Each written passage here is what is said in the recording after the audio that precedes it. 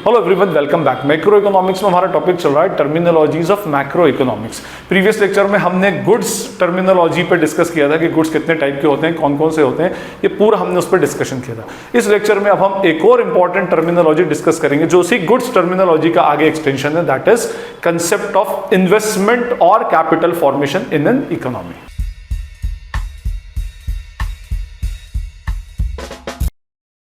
अगर हम इन्वेस्टमेंट की डेफिनेशन पर बात करें तो इन्वेस्टमेंट की डेफिनेशन हमारी बनती है amount of capital formation. Word use किया हमने, amount of capital formation during a particular period of time in an economy is called as an investment. अब इसके अंदर अगर हम वर्ड्स पर जाएं तो first word is what, amount of capital formation. Means ये किस सेंस में लिया जाता है, ऑलवेज इन मॉनेटरी टर्म्स में ही लिया जाएगा। Of capital formation, capital formation क्यों, ये वर्ड अभी मैं आपको इन्वेस्टमेंट के साथ एक्सप्लेन कर दूंगा। During a particular period of time, याद रखिएगा पर्टिकुलर पीरियड ऑफ टाइम बोला गया, means investment itself is a flow concept. याद रखें, ये एमसीक्यूज में पूछ लिए जाते हैं कि investment is a flow concept और स्टॉक कंसेप्ट, तो it is a flow concept क्योंकि हम इसका मेजरमेंट एक पर्टिकुलर पीरियड ऑफ टाइम पर करते हैं, एक पर्टिकुलर पॉइंट ऑफ टाइम पर नहीं करते इन एन इकोनॉमी, एक खास इकोनॉमी के अंदर। देखिए, इस पर आगे बढ़ने से पहले थोड़ा सा मैं आपको प्रीवियस लेक्चर का एक बार रिकैप कर दूं जिससे मुझे भी इजी हो इसका बैकग्राउंड क्रिएट करने में। मैंने लास्ट लेक्चर में आपको गुड्स का कंसेप्ट बताया था और हमने डिस्कस किया था कि goods are of two types, final goods and second type of goods are what, intermediate goods. हमारी कौन सी गुड्स होंगी, इंटरमीडिएट गुड्स होंगी। और फाइनल गुड्स और इंटरमीडिएट गुड्स को डिटरमिन कैसे करते हैं भाई, देखिए सिंपल सा फंडा है, जो गुड्स अपने एंड यूजर के पास पहुंच जाएं तो वो क्या होती है, फाइनल गुड्स। और जिस गुड्स में फर्दर प्रोडक्शन बचा हो या फर्दर वैल्यू एडिशन बचा हो तो वो कौन सी कहलाती है, इंटरमीडिएट गुड्स। मैंने ये भी बताया था कि फाइनल गुड्स के जो एंड यूजर होते हैं ये हाउस होल्ड सेक्टर भी होता है और फॉर्म सेक्टर भी होता है, और इंटरमीडिएट गुड्स का सिर्फ कौन होता है, फॉर्म सेक्टर ही होगा। ओके, फिर हमने इसमें और फर्दर क्लासिफिकेशन देखा था कि फाइनल गुड्स में भी दो क्लासिफिकेशन होते हैं। First classification final consumer goods होता है और इधर होता है फाइनल प्रोड्यूसर गुड्स। ठीक है, ये होता है फाइनल कंज्यूमर और final producer. Final consumer goods वो गुड्स जिसका एंड यूजर कौन है, हाउस होल्ड है। ठीक है, जो हाउस होल्ड के पास जाता है वो फाइनल कंज्यूमर गुड्स होता है, और जिसका एंड यूजर कौन है, फर्म सेक्टर है, तो वो कौन सी कहलाएगी, फाइनल प्रोड्यूसर गुड्स कहलाती है। ओके, दूसरी बात याद रखिएगा ये कंसेप्ट कि जो भी हाउस होल्ड सेक्टर कंजम्पशन के ऊपर खर्च करता है तो that is called as what, consumption expenditure. और फर्म सेक्टर जो भी स्पेंड करेगा that is called as what, investment expenditure. अपना कंसेप्ट यहां से क्लियर कर लें, इकोनॉमिक्स में हमेशा कंजम्पशन और इन्वेस्टमेंट ये दो वर्ड चलते हैं। जब जब कंजम्पशन आ गया तो कंजम्पशन एक्सपेंडिचर का मीनिंग होगा any expenditure done by the consumers और the household sector. Household sector consumer sector होता है फाइनली, वैसे गवर्नमेंट सेक्टर और रेस्ट ऑफ द वर्ल्ड भी होते हैं, but basically household sector is the consumer sector. तो household sector जब भी कोई एक्सपेंस करेगा तो वो हमेशा कंजम्पशन एक्सपेंडिचर ही कहलाएगा। और इन्वेस्टमेंट एक्सपेंडिचर इकोनॉमी के अंदर वो एक्सपेंडिचर होता है विच is actually done by the firm sector, जो फर्म सेक्टर करती है। हमेशा याद रखें कि आपके जनरल टर्मिनोलॉजी में, अकाउंटिंग टर्मिनोलॉजी में इन्वेस्टमेंट आप किसी को भी बोलते हो, इकोनॉमिक्स में इन्वेस्टमेंट हमेशा उसको बोला जाएगा which is actually incurred, expenditure incurred by the firm sector. Firm sector जो भी खर्च करेगी that is called as what, investment expenditure. वो इन्वेस्टमेंट है आपकी इकोनॉमी में, इन्वेस्टमेंट।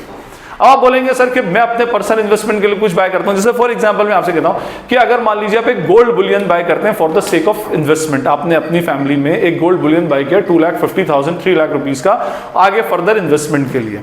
अब आप फर्दर इन्वेस्टमेंट के लिए गोल्ड बुलियन को बाय कर रहे हैं तो आपके लिए तो ये इन्वेस्टमेंट है, लेकिन इकोनॉमिक्स बोलेगा नहीं, क्योंकि हाउस होल्ड सेक्टर ने बाय किया तो it is a consumption expenditure, ही अपने आप में कंजम्पशन एक्सपेंडिचर ही है। फाइन, फिर हमने इसमें आगे durable goods, non durable goods ये पढ़े थे, अभी इस पे बात हम नहीं कर रहे। ठीक, हमें इसकी बात एक्चुअली करना नहीं है। We have to talk about what, final producer goods, investment expenditure. इसका मीनिंग ये होगा कि हमारा जो इन्वेस्टमेंट है वो हमारे फाइनल प्रोड्यूसर गुड्स से रिलेटेड है। हम फाइनल प्रोड्यूसर गुड्स की बात कर रहे हैं। ठीक है, और मैंने लास्ट टाइम आपको बताया था कि फाइनल प्रोड्यूसर गुड्स दो पार्ट्स में क्लासिफाइड होता है। एक होता है कैपिटल गुड्स, हम इसको क्या बोलते हैं, कैपिटल गुड्स, और एक होता है other than capital goods. Other than capital goods का मीनिंग होता है कैपिटल गुड्स के अलावा। ठीक है। कैपिटल गुड्स, मैंने आपसे क्या कहा, फाइनल प्रोड्यूसर गुड्स कौन कर रहा है, फर्म कर रहा है। फर्म का खर्चा क्या कहलाता है, इन्वेस्टमेंट एक्सपेंडिचर। ये क्या कहलाएगा आपका, इन्वेस्टमेंट एक्सपेंडिचर। तो ये कैपिटल गुड्स है, ये हमेशा किस में होता है, फिक्स्ड एसेट में, इसीलिए हम इसको क्या बोलते हैं, फिक्स्ड इन्वेस्टमेंट और capital investment, fixed investment expenditure और कैपिटल इन्वेस्टमेंट। ठीक है, तो ये other than capital goods means fix के अलावा जो दूसरे हैं, इसको हम बोलते हैं क्या, inventory investment. This is called as what, inventory investment. ठीक है, अब फिक्स्ड इन्वेस्टमेंट के बारे में हम बात करते हैं। देखिए फिक्स्ड इन्वेस्टमेंट में या फिक्स्ड एसेट, आपको पता ही है, आप तो क्लास 12th में 11th क्लास से आप पढ़ते आ रहे हैं भाई, फिक्स्ड एसेट क्या होती है, जिसका पीरियड मोर देन 1 ईयर होता है। फिर भी मैं आपको इसको इकोनॉमिक्स के पॉइंट ऑफ व्यू से बताऊं तो 4 आप इसमें कैरेक्टरिस्टिक्स देखें, चारों कैरेक्टरिस्टिक्स मिल जाए तो it will be of our fixed investment. First characteristic क्या है, it should be of high cost, इसकी कॉस्ट हाई होना चाहिए। यूजुअली जो प्लांट एंड मशीनरी आता है जो हम इंस्टॉल करते हैं हमारे बिजनेस में, उसकी कॉस्ट अक्सर हाई होती है। सेकंड इज व्हाट, ड्यूरेबिलिटी, ये सेकंड इसकी क्या होना चाहिए, आपकी ड्यूरेबिलिटी होना चाहिए, मींस ड्यूरेबल हो, 2, 5, 10, 20 साल चले, वो ड्यूरेबिलिटी होना चाहिए। थर्ड इज हो नॉट फॉर रीसेल, आप उसको रीसेल के लिए नहीं लाएंगे। आप बोलेंगे सर अगर मैं मशीनरी का बिजनेसमैन हूं, तो भाई आप मशीनरी के बिजनेसमैन हो तो that machinery will be considered as an inventory investment for you. आपके लिए, आप उस मशीन को ही बेचते हो तो फिर वो मशीन आपके लिए इन्वेंट्री इन्वेस्टमेंट बन जाएगी। ठीक है, लेकिन आप मशीन को फर्दर प्रोडक्शन के लिए लेकर आते हैं तो फिर that will be our fixed investment. और उसके बाद फोर्थ होता है not used as a raw material, ये रॉ मटेरियल के फॉर्म में यूज नहीं होना चाहिए। ये 4 फीचर्स अगर आपके पास हैं, चारों के चारों ट्रू प्रूफ होते हैं, तो फिर ये क्या बन जाएगा आपका फिक्स्ड इन्वेस्टमेंट। और इसमें से एक भी अगर एब्सेंट है तो that will be what, inventory investment, जिसकी हाई कॉस्ट नहीं हो, ड्यूरेबिलिटी नहीं हो। भाई रॉ मटेरियल की ड्यूरेबिलिटी क्या होती है, ट्रेड फिनिश गुड्स की ड्यूरेबिलिटी नहीं होती। एक बार आपने बनाया और उसके बाद उसको बेच दिया, उसके बाद हम उसको रॉ मटेरियल के फॉर्म में और रीसेल के फॉर्म में नहीं लेते हो, तो ये कहलाता है हमारा इन्वेंट्री इन्वेस्टमेंट। अब आइए हम इन्वेंट्री इन्वेस्टमेंट पर बात करें तो इन्वेंट्री इन्वेस्टमेंट हमारे पास 3 टाइप्स की इन्वेंट्रीज हमारी इकोनॉमी में होती है। फर्स्ट होती है इन्वेंट्री ऑफ रॉ मटेरियल, ठीक है जी। Second is inventory of work in progress, WIP short form लिख रहा हूं। और third is what, inventory of finished goods. ठीक है, ये हमारी फिनिश्ड गुड्स है ना। इन्वेंट्री ऑफ रॉ मटेरियल जिसके ऊपर कितनी 0% प्रोसेसिंग हो, that is called as inventory of raw material. WIP जिस पर प्रोसेसिंग 0% से ज्यादा लेकिन 100% से क्या हो, कम हो, उसके अंदर 0 to more than 0% और less than 100%, तो that type of inventory is called as what, WIP, inventory of WIP। और finished goods 100% प्रोसेसिंग अगर आपकी हो गई तो वो क्या कहलाएगी, आपकी इन्वेंट्री ऑफ फिनिश्ड गुड्स। ठीक है, ये हमारा 2 टाइप के इन्वेस्टमेंट्स होते हैं। फर्स्ट इन्वेस्टमेंट क्या कहलाता है, हमारा फिक्स्ड इन्वेस्टमेंट, और सेकंड इन्वेस्टमेंट क्या होता है, हमारा इन्वेंट्री इन्वेस्टमेंट। फिक्स्ड इन्वेस्टमेंट आपकी इकोनॉमी में जो भी फिक्स्ड एसेट, भाई आपने एक स्कूल बना दिया, फिक्स्ड इन्वेस्टमेंट हो गया। आपकी इकोनॉमी में नई मशीन्स आई, फिक्स्ड इन्वेस्टमेंट हो गया। इकोनॉमी में जो भी फिक्स्ड एसेट होगी जिसका पीरियड मोर देन 1 ईयर है और ये 4 कैरेक्टरिस्टिक्स मिलती हैं, तो that is called as what, fixed investment. Okay, और अगर इन्वेंट्री है तो वो क्या कहलाती है, आपकी इन्वेंट्री इन्वेस्टमेंट। फिक्स्ड इन्वेस्टमेंट जो होती है आपकी बिजनेस की अर्निंग कैपेसिटी, ये आपके बिजनेस की प्रोडक्शन कैपेसिटी या अर्निंग कैपेसिटी को इंक्रीज करती है। भाई मशीन लगाएंगे, नेचुरली एक मशीन लगने से और प्रोडक्शन आपका बढ़ेगा, प्रोडक्शन बढ़ेगा तो आपकी कैपेसिटी बढ़ेगी। मान लें पहले आपके पास एक मशीन थी जो 1 साल की 10,000 यूनिट प्रोड्यूस करती थी, 2 मशीन हो जाएंगी तो आपका टोटल अर्निंग प्रोडक्शन कैपेसिटी बढ़कर 20,000 यूनिट्स हो जाएगी। ओके, इन्वेंट्री इन्वेस्टमेंट जो है ये आपके वर्किंग कैपिटल को शो करती है और इन्वेंट्रीज को रिप्रेजेंट करती है। मींस इससे आपकी अर्निंग प्रोडक्शन कैपेसिटी तो नहीं बढ़ेगी, लेकिन उसके प्रोडक्शन को स्मूथ और फ्लुएंट बनाने के लिए आपको इन्वेंट्री इन्वेस्टमेंट की रिक्वायरमेंट है। ठीक है, तो आई होप अब आपको इन्वेस्टमेंट का कंसेप्ट तो क्लियर हो गया कि एक होता है हमारा फिक्स्ड इन्वेस्टमेंट और एक होता है हमारा इन्वेंट्री इन्वेस्टमेंट जो फाइनल प्रोड्यूसर गुड्स का ही पार्ट है। वो जो इंटरमीडिएट गुड्स का कंसेप्ट है ना, तो intermediate goods is nothing but it is in ये हमारी इंटरमीडिएट गुड्स होती है। कौन सी, इन्वेंट्री इन्वेस्टमेंट। इन्वेंट्री इन्वेस्टमेंट को ही हम आगे इंटरमीडिएट गुड्स भी बोलते हैं। ये आप अच्छे से कंसेप्ट अपना क्लियर कर लें। अब आप देखें, अब इसमें क्या होता है कि मैंने आपसे क्या कहा कि भाई और यूजुअली हम जब इन्वेस्टमेंट यूज करते हैं तो इन्वेंट्री इन्वेस्टमेंट को कम वेटेज देते हैं, फिक्स्ड इन्वेस्टमेंट को ज्यादा। एनीवे, मैंने क्या कहा आपसे, amount of capital formation during a particular period of time. अब देखिए आपकी अगर मैं आपसे एक फैक्ट्री में बात करूं कि भाई आपने कहा कि भाई फैक्ट्री में आप ये बोल सकते हैं कि भाई कितना इस बार इन्वेस्टमेंट किया, तो फैक्ट्री वाले बता दें कि हमने 5 मशीन परचेज की, 7 मशीन परचेज की, तो वो ईजी है।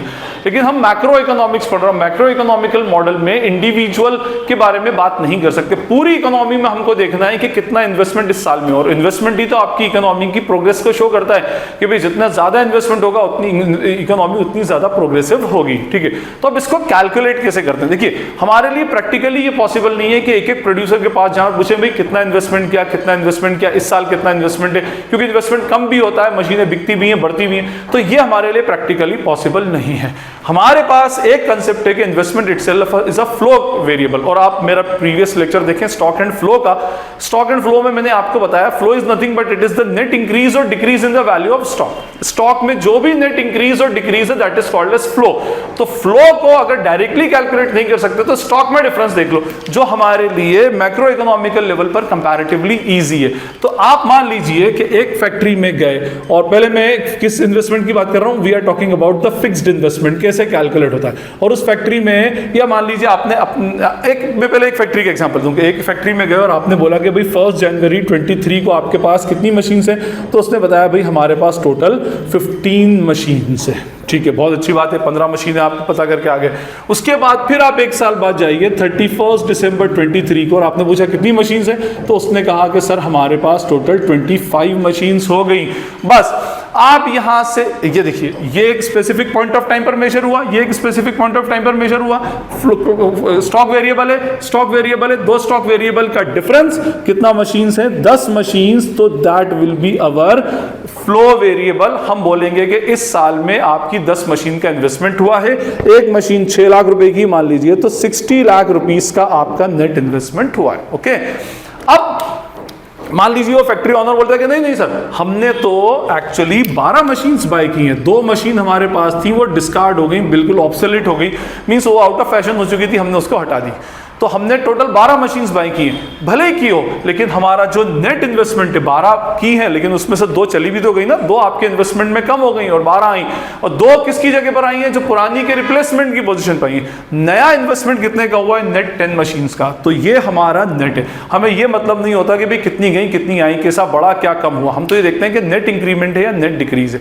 और अगर मान लीजिए 15 से 13 मशीन्स हो गई, तो 2 का हमारा नेगेटिव इन्वेस्टमेंट हो जाएगा, मीन्स हमारा इन्वेस्टमेंट डाउन हो जाएगा, बल्कि कम हुआ हमारा इन्वेस्टमेंट। ओके फाइन, तो हमारा नेट इन्वेस्टमेंट कितने का हो गया, 60 लाख का। तो हम इन्वेस्टमेंट को ऐसे मेजर करते हैं। अच्छा देखिए, हमारे इन्वेस्टमेंट में करने से हमारी इकोनॉमी में 60 लाख रुपए का कैपिटल और बढ़ा, मींस हमारी 60 लाख रुपीस की कैपिटल फॉर्मेशन हुई। तो देखिए ये वर्ड था ना, अमाउंट ऑफ कैपिटल फॉर्मेशन, आप जितने का कैपिटल फॉर्मेशन आप अपनी इकोनॉमी में करते हैं that is called as what, investment. आपने और 60 लाख रुपीस की कैपिटल और फॉर्म की, तो that is called as what, capital formation.